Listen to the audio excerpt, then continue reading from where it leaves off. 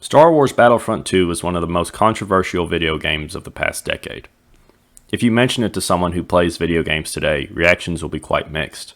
Some will bring up the loot box controversy that surrounded the game's release, while others will talk of the updates the game has had since and how they wish the game had released in its current state. But what is not disputed is that Battlefront 2 made an impact. Say what you want about the quality of the game, it did change the industry, for better or worse. The game was a culmination of a trend at the time of increased monetization in AAA gaming. This was the game where fans said enough was enough and pushed back, leading to games that came out after almost using the absence of microtransactions as a marketing strategy. This was also a time where games as a service were at their height. Rainbow Six Siege, The Division, and Destiny all grew long-lasting support from players despite having problems at release. Battlefront 2 followed this trend, as more than 2 years after its release, the game is still receiving free content updates. However, to fully understand Battlefront 2's story, we must go back to where it all began.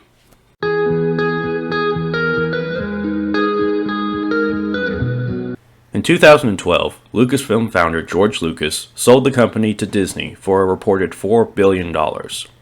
This deal gave Disney control over the production of all Star Wars media, including movies, TV shows, books, and even video games. Disney was now the owner of famed video game developer and publisher LucasArts, known for the popular Star Wars video game series like Knights of the Old Republic, The Force Unleashed, LEGO Star Wars, and the original Battlefront series. However, in April 2013, Disney shut down LucasArts, canceled all their ongoing projects, and laid off an estimated 150 employees. The following month, Disney and Electronic Arts struck a deal on an exclusive multi-year licensing agreement for EA to publish Star Wars games developed by Visceral Games, DICE, and BioWare. The terms of this deal were never disclosed. At E3 2013, EA announced their first game under this new licensing deal, a reboot of the extremely popular Star Wars Battlefront series. This game eventually released in November 2015 to mostly positive reviews. Gamers agreed that the graphics were breathtaking, looking straight out of the movies at most points. However, the complaints included the absence of a single-player campaign, not enough Starfighter gameplay, and the game being mostly online and offering very little in terms of offline play.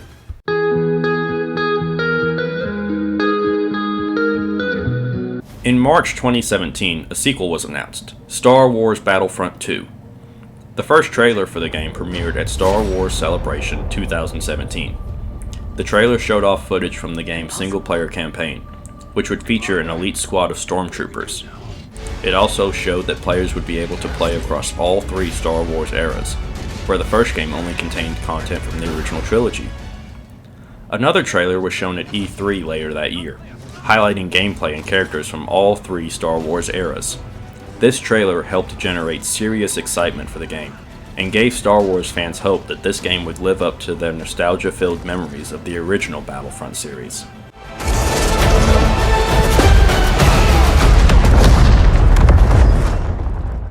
Those hopes were soon squashed in October when an open beta for the game was made available.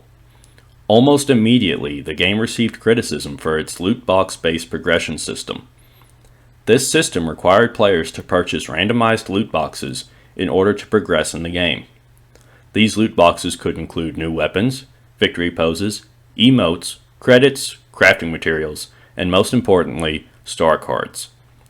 Star cards were a part of EA's first Battlefront game, with players unlocking them as they leveled up in the game. These cards could give players special abilities and power-ups. However, in this game, players would randomly unlock these cards from their loot boxes, and then use the crafting materials that were also randomly awarded in loot boxes to upgrade the cards. However, the level the cards were when they were unlocked would also now be random. While these loot boxes could be purchased with credits earned in-game, they could also be purchased with crystals, which were a separate currency that could only be purchased with real money. This system would allow players to spend large amounts of real money to get the best weapons and star cards in the game, and have a significant advantage over players who could not afford to purchase loot boxes with real money. This led to criticism that the game punished players for not spending money on loot boxes, as gamers began to label the game as pay to win. Prominent members of the gaming community voiced their outrage of the seemingly predatory microtransaction system. EA was supposed to have turned a new leaf. No more season passes, no more stupidly expensive $120 editions. They seem to show actual restraint this time and signs of change in all their initial marketing. But then it became apparent all they did was replace all that shit with an even more sinister version, loot boxes.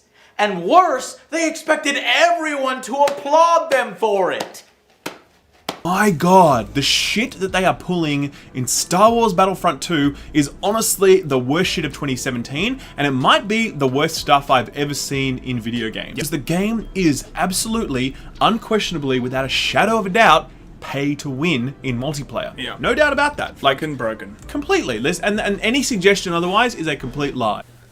Following the beta, DICE announced the following changes to the progression system. Purple star cards, the highest tier of star cards, would no longer be in loot boxes, minus the ones promised to those who pre-ordered the game or purchased the deluxe edition of the game. Players would need to reach a certain rank in order to be able to upgrade their star cards with crafting materials.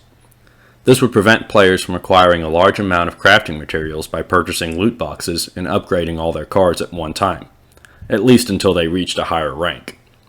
Weapons were removed from loot boxes, and finally, progressing a class would unlock more loot boxes for the player that included star cards and crafting parts to benefit their progression of that particular class. Another chance for gamers to get their hands on Battlefront II pre-release came on November 10th. A trial version of the game allowed EA Origins Access members to play the first 3 levels of the single-player campaign and to play 10 hours of the full multiplayer experience. During this trial, players found that several of the game's hero characters needed to be unlocked using credits, with Luke Skywalker and Darth Vader costing as much as 60,000 credits. One Reddit user found that according to the average length of a Galactic Assault match, the game's main mode, and the average amount of credits earned for completing a Galactic Assault match, it would take approximately 40 hours for a player to earn enough credits to unlock Luke or Vader. Another player purchased $80 worth of crystals to try and unlock these characters faster, only to find that these characters can only be unlocked using credits. After the player posted this story on the Battlefront subreddit, EA's community team replied, saying, quote, "The intent is to provide players with a sense of pride and accomplishment for unlocking different heroes. As for cost, we selected initial values based upon data from the open beta and other adjustments made to milestone rewards before launch." That reply became the most downvoted post in the history of Reddit, with negative 667,821 points as of the time of this recording. Following this extreme backlash, DICE's executive producer released a blog post saying the price of heroes would be reduced by 75%. Later that week, reviews for the game went live. The game earned a 68 out of 100 critic score on Metacritic and an atrocious 1.2 user score. IGN's Tom Marks said, "Like a Jedi with hatred inside them, Star Wars Battlefront II is its own worst enemy. It's a sequel that's managed to vastly improve upon its predecessor in some major ways. At the same time, it's taken a giant leap backwards with its bafflingly terrible progression system and rushed, disjointed storytelling, which keep it from being much more than shallow Star Wars fun." Ben Gilbert of Business Insider wrote, "At best, Battlefront 2 is a shallow game that loses its appeal after only a few sessions. It might make for a good rental, but it's nowhere near being worth its $60 asking price." Members of the YouTube gaming community were just as harsh. And more than anything else, it just saddens you to think of what this game could have been had EA not completely destroyed it with their calculated, surgically precise interventions. I want to play Star Wars games with my kids one day, and I would never ever show them this sort of EA Star Wars game. Later that week in a Reddit AMA, franchise design director for Star Wars Battlefront II, Dennis Braunval, said, quote, "We were incredibly saddened by the negative response from you, the community on Reddit, about the game. In fact, we hated it, we truly did, because we want to make a game that you love. We made a really cool, fun, and beautiful game, but it was overshadowed by issues with the progression system. We will fix this." Shortly after the AMA, DICE General Manager Oscar Gabrielson released a statement saying that all in-game purchases would be removed from the game until further notice.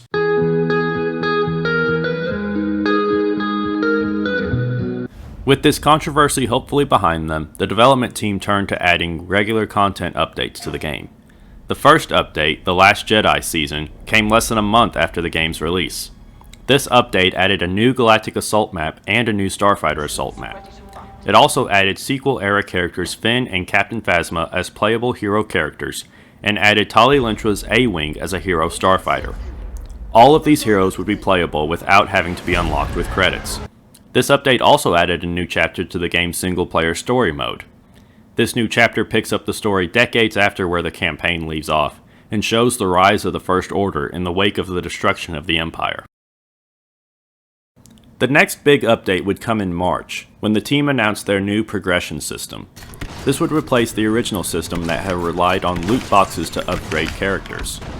Though players would get to keep anything they had already unlocked, star cards and any other item that affected gameplay would no longer be in loot boxes and could only be earned through gameplay. Players would now earn XP points for everything they do while playing multiplayer modes. Once players have earned enough XP with a character, that character would gain a skill point, which could be used to unlock or upgrade that character's star cards. This new system helped Battlefront II shed the pay-to-win label and move towards becoming a proper online shooter that gamers would enjoy playing. April's update saw a new party mode called Ewok Hunt. In this mode, you played as a stormtrooper trying to survive a night on Endor until your evacuation comes. The Ewoks in the forest are trying to kill you, and if they succeed, you switch sides and start fighting as an Ewok. The stormtroopers who make it to the shuttle win, but if all stormtroopers become Ewoks, then the Ewoks win. This update also saw the return of microtransactions. Crystals, which could be purchased using real money, could only be used to purchase appearances. This update also added more than 50 appearances for heroes and troopers in the game. In anticipation of the release of Solo, a Star Wars story, May 2018's update launched Battlefront II's Han Solo season. This season, which ran from May to June 2018, brought the following content. A new game mode called Hero Showdown that featured 2 vs 2 hero battles. Another new game mode called Extraction, where teams fought to either aid in or prevent the extraction of a high-value payload. 2 new locations.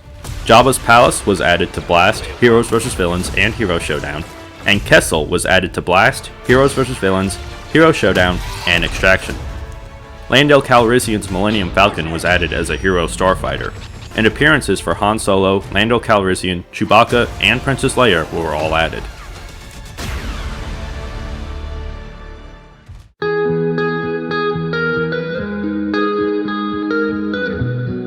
At EA Play 2018, Dennis Bronwall announced that the next season for Battlefront II would feature content from the Clone Wars era. Among this would include new game modes, Geonosis as a new map, and 4 new heroes being added to the game. Obi-Wan Kenobi, Anakin Skywalker, Count Dooku, and General Grievous would all be added during this new season. This news of fan-favorite characters and locations being added excited the fanbase, and made many consider giving the game a second chance. In June 2018, another new game mode called Hero Starfighter was added. This 4v4 game mode pitted hero starfighters against one another. The last team with a hero standing would win. In August, 2 skins for the Clone Troopers were added to start the Clone Wars season. The 327th Star Corps and the 41st Elite Corps, famous for getting their heads chopped off by a small green Jedi, were both added for players to purchase using either crystals or credits. However, this small release was not without controversy. In the background of a photo the development team included in the announcement of the update, fans saw what appeared to be a droideka. This led many fans to speculate that the destroyer droid might be rolling into the game soon. After the reaction from fans, community manager Ben Walkie posted on the game's subreddit, quote, "When we first started to see mentions of droideka, the instant answer from us was no, which at the time we believed to be 100% accurate. This is because we currently have no active plans for a droideka, nor do we have any assets within our active development version of the game." The community was not happy with this response. Said one Reddit user, "Excuse me, what the fuck?" Fans showed their displeasure with the explanation by turning it into an inside joke. Large amounts of memes with the Crash Speeder line were posted on the game's subreddit. While some were quite critical of the developers, most seemed to be posted in good nature. The next update would not be as contentious, with 2 more clone appearances, the 91st Mobile Reconnaissance Corps and the 104th Wolfpack Battalion, and the introduction of a new squad spawn system. This new system would place players in 4-player squads, and players would be able to spawn in on their squad mate's position, as long as they were not in combat. A week later, a roadmap was released for upcoming content in 2019. On this roadmap was all of the things shown at EA Play. Geonosis, Obi-Wan, Anakin, Grievous, and Dooku would all arrive by February 2019. Also arriving in 2019 would be a new large-scale game mode, which would involve capturing command posts and taking down enemy capital ships.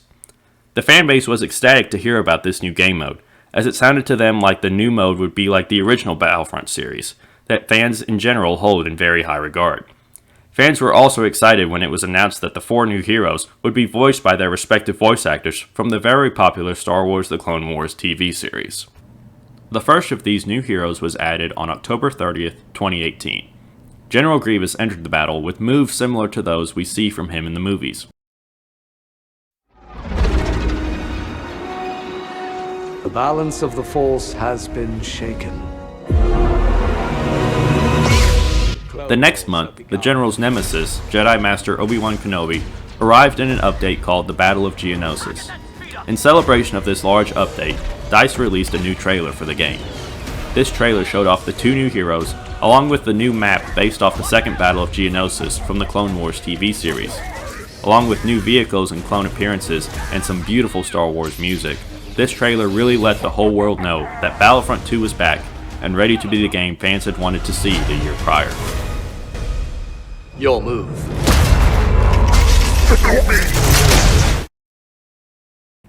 As 2018 came to a close, DICE posted this message to fans. We're happy with how Star Wars Battlefront II has improved over the course of 2018, and we hope you are too. In our progress, we learned that in order to get content out the door to players at a steadier rate, we had to break out our large seasonal drops into smaller, more frequent updates. Over this time, we've been encouraged by the patience of our community, how you've helped us to improve the game and stuck with us. We have a passionate team that's thrilled about continuing to improve Star Wars Battlefront II, and we're looking forward to share more on this in the months coming. Thank you for playing, and may the Force be with you. The team started out 2019 with a bang, introducing Count Dooku to the game. This update also added the new Geonosis map to Blast and Heroes vs. Villains. February would also have a large update, as the Chosen One, Anakin Skywalker, was added to the game. Anakin immediately became one of the most popular and powerful characters in the game. This was in part due to him having a 4th ability, Retribution. This allowed him to unleash immense damage on enemies all around him. This update also overhauled how clone trooper appearances work in the game. On top of adding Coruscant Guard, Shinies, and the fan favorite 501st, armored clone officer skins were added. Players would now be able to play as officers in all of the different clone trooper color patterns in the game. Also, players would now be able to choose between Phase 1 and Phase 2 clone trooper appearances. March saw the arrival of the new large-scale game mode, Capital Supremacy. In this new Clone Wars only mode, 2 teams of 20 players and 12 AI bots would fight for control of 5 command posts spread out across the map. Once one team had controlled the majority of these command posts for a certain amount of time, the 2 teams would be launched into the losing team's capital ship. From there, the team that won the ground phase would need to make their way through the enemy ship and find and destroy the ship's reactor core. Should they succeed, the match ends. However, if the defending team depleted the other team's ticket count, the 2 teams would return to the ground to replay the ground phase. The game continues until one of the capital ships is destroyed. This new mode was immediately loved by fans, as capturing command posts reminded them of the original Battlefront games. This same update also added 2 new reinforcements based on the Clone Wars TV series. For the Republic, ARC Troopers were added, with dual-wielding pistols and a shock grenade, and for the droids, the deadly BX Commando droid. These units are fast and hard-hitting, with their unique-sounding E5 blasters and a quick-slashing vibro sword. A couple of smaller updates followed these large content drops. April brought Kashyyyk to Capital Supremacy, and May added Camino to the mode. Also in May, the Heroes vs. Villains mode was reworked into a straight-up deathmatch. June brought the next large update, with the familiar TX-130 tank coming to the game. 2 clone appearances and a new appearance for Anakin Skywalker were also added. The team also brought an old meme into the game. Crash speeders, droidicas, were added as another new reinforcement for the Separatist army. August brought 3 new appearances for the battle droid classes, and added the capital ship maps from Capital Supremacy to Heroes vs. Villains. This update also added the ability for players to spawn at command post locations in Capital Supremacy. September 2019 was the next huge content addition to the game. A new offline game mode, Instant Action, allowed players to play the ground phase of Capital Supremacy offline against AI bots. Another new game mode, Co-op, allowed groups of 4 players to complete objective-based combat against waves of bots. This update brought a new map in Felucia to Capital Supremacy, Instant Action, and Co-op. The fan-favorite Clone Commando was added as a new reinforcement. Seen in the 2005 video game Republic Commando and the Clone Wars TV series, these commandos added a very powerful counter to the new units on the droid side, and quickly became one of the most popular units in the game. There were 2 updates in December 2019. The first brought an assortment of new skins for the Clone Trooper and droid reinforcements. This update added 3 ARC Trooper appearances, 4 Commando droid appearances, 2 Clone Commando skins, and 1 new appearance for the Droidica. Alongside this update, EA and DICE announced Star Wars Battlefront II Celebration Edition. To celebrate 2 years of Battlefront II, a new edition of the game was introduced. This version of the game would include all updates and appearances that had been added to the game in its first 2 years. This new version would sell for $35 for new players and $25 for current players. The final update of 2019 saw new content based off Star Wars The Rise of Skywalker. This update added the popular co-op mode to the sequel era, being playable on Jakku, Takodana, Starkiller Base, and Agent Kloss, a new jungle planet seen in The Rise of Skywalker. This update also added 4 sequel-era reinforcements, the Sith Trooper and a Jet Trooper for the First Order, and a Spy and Gunner for the Resistance.